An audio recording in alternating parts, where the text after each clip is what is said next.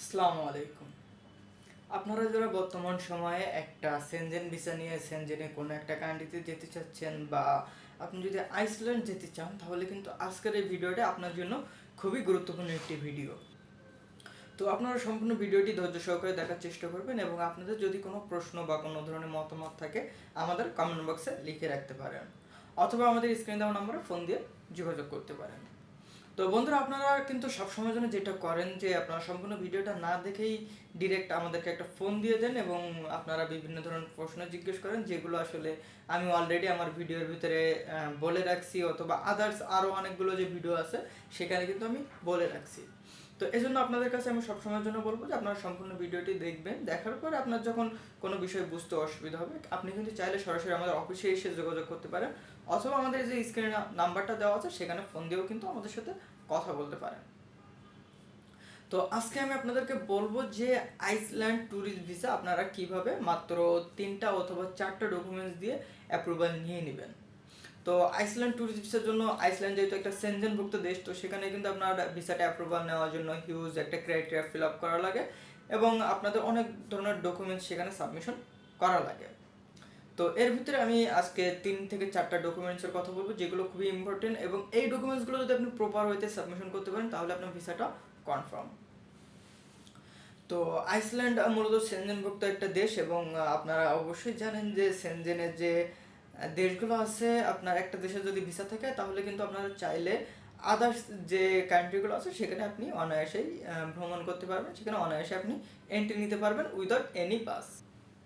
তো আইসল্যান্ডও কিন্তু আপনার সেনজেনভুক্ত দেশ হওয়ার কারণে, এবং সবথেকে গুরুত্বপূর্ণ যে কথা সেটা হচ্ছে আইসল্যান্ড কিন্তু বাংলাদেশ থেকে আপনি অ্যাপ্লাই করতে পারবেন, এবং সেনজেনের সকল দেশের ভিসা এমবেসি কিন্তু বাংলাদেশে না থাকার কারণে আমাদের কিন্তু অনেকগুলো দেশের অ্যাপ্লাই করার জন্য পার্শ্ববর্তী যেমন ইন্ডিয়া বা নেপাল এই সকল কান্ট্রিতে যাওয়া লাগে, এবং সেখানে গিয়ে কিন্তু পাসপোর্ট সাবমিশন সহ ইন্টারভিউ থাকলে ইন্টারভিউ দেওয়া লাগে।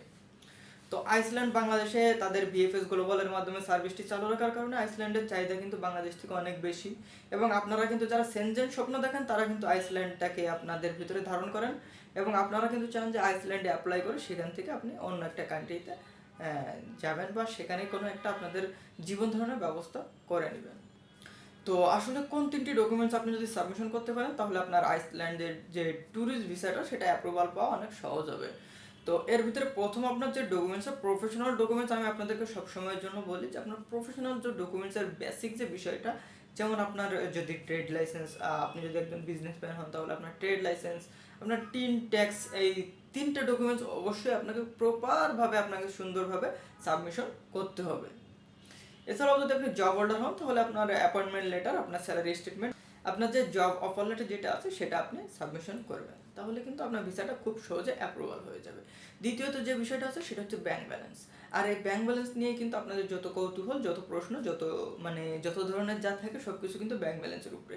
আপনাদের ভেতরে বেশ একটা খারাপ ধারণা আমি সবসময়ের জন্য বলবো যে আপনারা এই জিনিসটা ভাবেন যে আপনাদের যদি ব্যাংকে 15 লাখ, 20 লাখ, 50 লাখ টাকা থাকে আপনার ভিসাটা অ্যাপ্রুভাল পেয়ে যাবেন। তো আপনাদেরকে আমি বলবো যে এটা সম্পূর্ণ একটা ভুল ধারণা। বর্তমান বাংলাদেশের বেশ কিছু এজেন্সি আছে যারা এই যে ব্যাংকের ব্যবসা করে, যারা আপনার কিছু টাকা লোন দেখায় আপনার নামে, 10 লাখ, 20 লাখ টাকা তারা একসাথে ডিপোজিট করে, উইথড্র করে, ডিপোজিট করে। তো এই যে একটা সমস্যা আপনাদের করে, এর জন্য কিন্তু আপনার ভিসাটা রিফিউজ হওয়ার সংখ্যাটা অনেক বেশি হয়। কারণটা হচ্ছে যে আপনার ব্যবসা আছে, একটা মুদির ব্যবসা, আপনার ব্যবসার যে লেনদেনটা, ব্যাংকের লেনদেন হচ্ছে 20 লাখ, 50 লাখ, 60 লাখ টাকা। তো এটা কিন্তু রিফিউজ হওয়ার অন্যতম একটা কারণ। এরপরে যেটা আছে যে হঠাৎ করে আপনার অ্যাকাউন্টটা করার সাথে সাথে 20 লাখ টাকার যে ডিপোজিটটা, এটাও কিন্তু আপনার যে ব্যাংকের সার্টিফিকেট বা ব্যাংকের যে স্টেটমেন্ট এর উপরে একটা খারাপ প্রভাব পড়ে। তো এই একটা জিনিস আপনারা দেখবেন যে সবসময় যেন আপনাদের ব্যাংকের যে লেনদেনটা, আপনার যে প্রফেশন আছে, যে ব্যবসা আছে, যে জব আছে, তার উপরে ডিপেন্ড করে আসলে আপনার লেনদেনটা করার চেষ্টা করবেন। এরপর 3 নম্বর যে ডকুমেন্টসটা আছে সেটা হচ্ছে অ্যাসেট ভ্যালুয়েশন, অথবা আপনার যে অ্যাসেটের যে সামারি আছে সেটা। তো অ্যাসেট ভ্যালুয়েশন কিন্তু আপনার যে ফিক্সড যে অ্যাসেটগুলো আছে সেগুলোরই একটা ভ্যালুয়েশন, একে বলা হয় অ্যাসেট ভ্যালুয়েশন।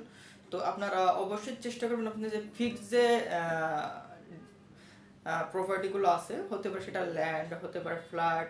তো এই যে বিষয়গুলো, আবার অনেকে দেখা যাচ্ছে শপ তৈরি করে রেখে একটা তাদের অনেক সময় একটা কমার্শিয়াল বিল্ডিং থেকে, অনেক সময় একটা আপনার বা এই ধরনের যে বিভিন্ন বিষয়গুলো থাকে এগুলো আপনারা আপনাদের যে অ্যাসেট ভ্যালুয়েশন সেগুলোর মাধ্যমে উল্লেখ করার চেষ্টা করবেন এবং আপনাদের এই যে এগুলো রেন্ট রিসিপ্ট বা আপনার যে রেন্টাল এগ্রিমেন্ট এই যে বিষয়গুলো আছে এগুলো কিন্তু আপনারা সুন্দরভাবে সাবমিশন করতে পারেন, তাহলে কিন্তু আপনার ভিসাটা খুব ইজি ওয়েতে অ্যাপ্রুভাল হয়ে যায়।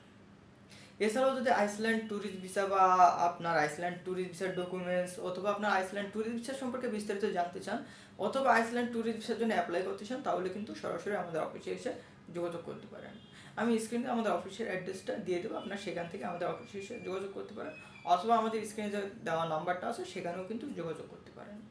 ধন্যবাদ সবাইকে, আসসালামু আলাইকুম।